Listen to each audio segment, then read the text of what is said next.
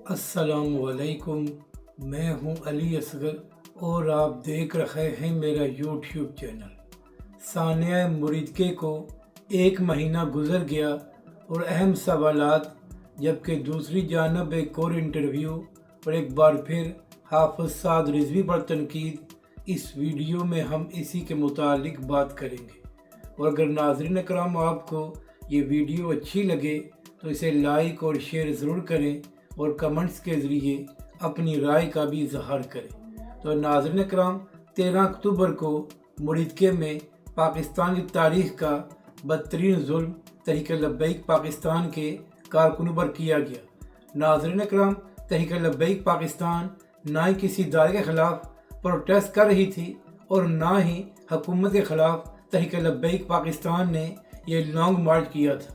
تحریک لبیک پاکستان کا مقصد یہ تھا کہ اہل غزہ کے ساتھ اظہار یکجہتی کی جائے اور جو ظلم ان پر ہوا ہے اس کے خلاف آواز بلند کی جائے۔ مگر ناظرین کرام، اسی جرم میں تحریک لبیک پاکستان پر وہ تشدد اور وہ طاقت کا استعمال کیا گیا جس کی پاکستان کی تاریخ میں مثال نہیں ملتی۔ ناظرین کرام، پچھلے ایک مہینے سے حکومت اور ٹاؤٹ صحافی یہ الزام لگا رہے ہیں کہ تحریک لبیک پاکستان کے کارکنوں کے پاس اسلحہ تھا، مگر 4 ہفتے گزر جانے کے باوجود یہ لوگ ایک فوٹیج بھی نہیں دکھا سکے جہاں پر تحریک لبیک پاکستان کے کارکنوں کے پاس اسلحہ تھا یا وہ فائرنگ کر رہے تھے۔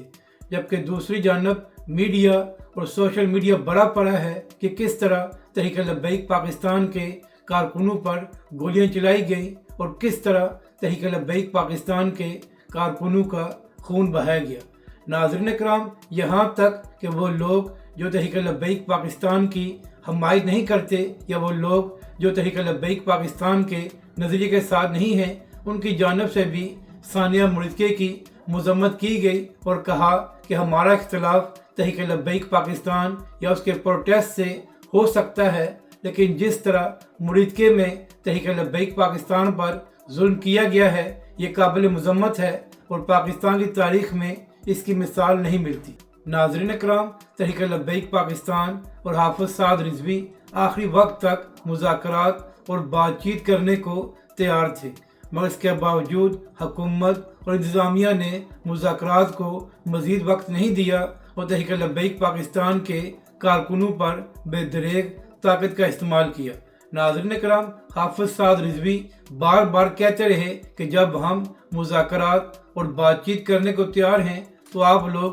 ہمارے اوپر گولیاں کیوں چلا رہے ہو، مگر اس کے باوجود تحریک لبیک اور حافظ سعد رضوی کی بات نہیں مانی گئی اور مریدکے میں تحریک لبیک پاکستان کے کارکنوں کا خون بہایا گیا۔ ناظرین کرام، وہ میڈیا جو چھوٹی سے چھوٹی خبر دیتا ہے اور ہر بات پر تجزیہ پیش کرتا ہے، ان لوگوں کو 4 ہفتوں میں کوئی ایسی فوٹیج نہیں ملی جہاں پر وہ دکھا سکیں کہ تحریک لبیک پاکستان پر ظلم کیا گیا ہے۔ یعنی کہ ناظرین کرام، میڈیا نے ثانیہ مریدکے پر مکمل آنکھیں بند کی ہوئی ہیں اور جو کچھ حکومت کہہ رہی ہے اسی کو ہی بیان کیا جا رہا ہے۔ یعنی کہ ایک جانب ظلم بھی تحریک لبیک پاکستان اور اس کے کارکنوں پر کیا گیا ہے اور دوسری جانب الزام تراشی بھی تحریک لبیک پاکستان پر کی جا رہی ہے۔ ناظرین کرام، حکومتی وزیر عظمیٰ بخاری صاحبہ یہ فرما رہی تھی کہ مریدکے میں صرف 3 لوگ شہید ہوئے ہیں،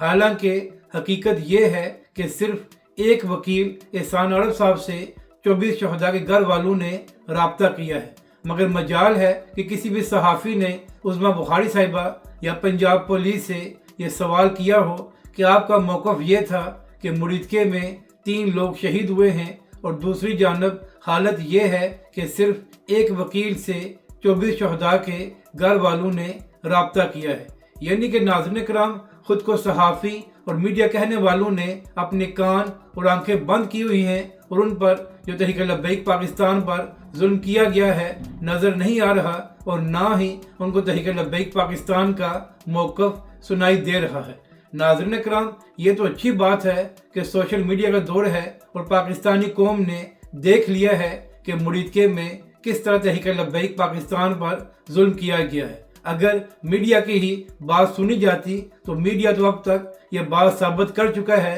कि मरीदके में कोई जुल्म नहीं हुआ, बल्कि तहरीक लब्बैक के लोग ही गोलियां चला रहे थे। इसी हवाले से चंद दिन पहले बरतानिया में उलमाए सुन्नत की एक अहम प्रेस कॉन्फ्रेंस हुई, तो वहाँ पर उलमाए कराम की जानिब से यह ऐलान किया गया कि हुकूमत बार बार ये दावा करती है कि हाफिज साद रिजवी और अनस रिजवी ने भी गोलियां चलाई हैं और तहरीक लब्बैक पाकिस्तान के अरकान शुरा के पास भी असला था। तो नाज़रीन कराम, बरतानिया के उलमाए सुन्नत ने पंजाब हुकूमत और पंजाब पुलिस को यह ऑफर दी कि आप लोग साबित कर दें, फुटेज दिखा दें कि जहां पर हाफिज साद रिजवी या तहरीक लब्बैक पाकिस्तान के अरकान शुरा असला का इस्तेमाल कर रहे थे, तो हम खुद ही तहरीक लब्बैक और हाफिज साद रिजवी से लातअल्लुक़ी का ऐलान कर देंगे। इसके साथ साथ उलमाए कराम की जानिब से यह भी मुतालबा किया गया कि लाहौर से मुरीदके तक तमाम CCTV फुटेज दिखाई जाए, ताकि पाकिस्तानी कौम ये देख ले कि जुल्म किसने किया है और किसने सीधी गोलियां चलाकर तहरीक लब्बैक पाकिस्तान के कारकुनों का खून बहाया है। नाज़रीन कराम, आज सानिया मुरीदके को 1 महीना गुजर गया है और आज भी पाकिस्तानी अवाम और तहरीक लब्बैक पाकिस्तान के कारकुनों का यही सवाल है कि आखिर मुरीदके में गोली क्यों चलाई और तहरीक लब्बैक पाकिस्तान के कारकुनों का खून क्यों बहाया। नाज़रीन कराम, अगर हुकूमत का दावा यह है कि तहरीक लब्बैक पाकिस्तान के कारकुनों के पास असला था, तो क्या वजह है कि 1 महीना गुजर जाने के बावजूद हुकूमत और पंजाब पुलिस एक फुटेज भी नहीं दिखा सकी जहां पर तहरीक लब्बैक के लोग असले का इस्तेमाल कर रहे थे, जबकि दूसरी जानब वीडियोस मौजूद हैं कि किस तरह तहरीक लब्बैक के कारकुन जख्मी और शहीद वहां पर पड़े हुए थे और किस तरह तहरीक लब्बैक पाकिस्तान के कारकुनों पर सीधी गोलियां चलाई जा रही थी। नाज़रीन कराम, आज सानिया मुरीदके को 1 महीना तो गुजर गया है, लेकिन अब भी तहरीक लब्बैक के कारकुन सोशल मीडिया पर यही आवाज़ बुलंद कर रहे हैं कि हमारे कारकुनों और हमारे कायदीन पर क्यों जुल्म किया गया और क्यों मुरीदके में खून बहाया गया। नाज़रीन कराम, अब देखना यह है कि आने वाले दिनों में मज़ीद इस हवाले से क्या तफसीलात सामने आती हैं।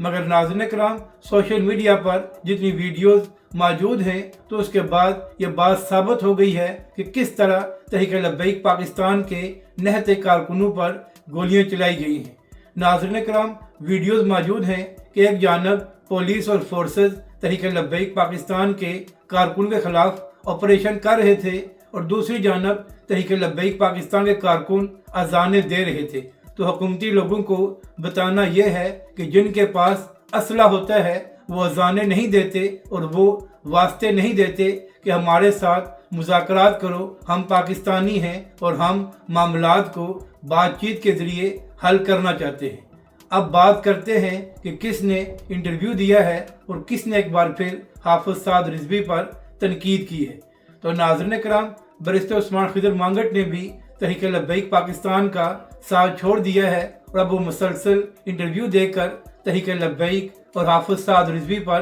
तनकीद कर रहे हैं। तो इसी हवाले से बैरिस्टर साहब का एक और इंटरव्यू सामने आया है, जहां पर वो यही बातें कर रहे थे कि बार बार तहरीक लब्बैक पाकिस्तान को रियासत की जानिब से ये पैगाम दिया गया कि आप अमेरिकन एम्बेसी के बाहर प्रोटेस्ट न करें, इससे मामलात ख़राब होंगे और पाकिस्तान का भी नुकसान होगा। मगर तहरीक लब्बैक और उसके कायदीन ने यह बात नहीं मानी। इसके साथ साथ बैरिस्टर साहब ये भी फरमा रहे थे कि तहरीक लब्बैक और हाफिज साद रिजवी ने जो लॉन्ग मार्च करने का ऐलान किया था, तो ये फैसला गलत था।